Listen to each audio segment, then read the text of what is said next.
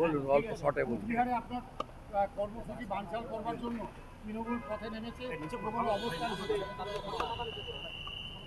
অবস্থান করছে তো, বসতেও হয়, দাঁড়াতেও হয়, তো ক্ষতি কি হয়েছে?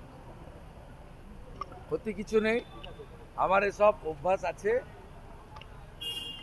আমাকে কোচবিহারের এসপি অনুমতি দেয়নি প্রথমে। আমাদের আজকে সমস্ত বিধায়কদেরই যাওয়ার কথা ছিল।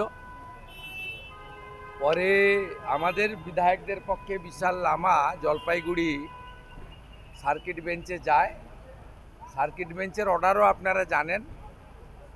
পিটিশনার বিশাল লামা, এলওপি শুভেন্দু অধিকারী, আর যে তিনজন বিধায়ক গত 2-3 মাসের মধ্যে আক্রান্ত হয়েছে, মাননীয় নিখিল রঞ্জন দে, মাননীয় বরেন বর্মন, মাননীয় সুশীল বর্মন, এই 5 জনের সঙ্গে এসপি দেখা করবেন হাইকোর্টের অর্ডারে বেলা 1:30 থেকে 2টোর মধ্যে।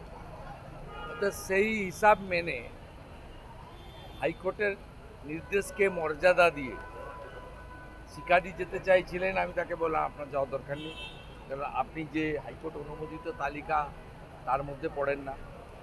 নিশীথ প্রামাণিক কালকে দলের কাজে কলকাতায় ছিলেন, একই ফ্লাইটে এসেছেন। স্বাভাবিকভাবে জেলা অফিস পর্যন্ত তিনি রাজ্যের নেতা, উত্তরবঙ্গের নেতা, কিন্তু প্রথমে তিনি কোচবিহারের নেতা, প্রাক্তন সাংসদ। স্বাভাবিকভাবে তিনি কে নিয়ে পার্টি অফিস পর্যন্ত যাবেন। আমরা হাইকোর্টের যা নির্দেশ তার কমা পূর্ণচ্ছেদ মেনেই করব। এবারে বাকিটা যা করার ওরা করতে পারে, আই হ্যাভ নো অবজেকশন। এসব ভয় টয় দেখিয়ে সাংবাদিকদের মাধ্যমে বলে, আর যাই হোক, ওদের যে মালিক মমতাকে হারানো, শুভেন্দু অধিকারীকে, সব ভয় দেখানো যাবে না।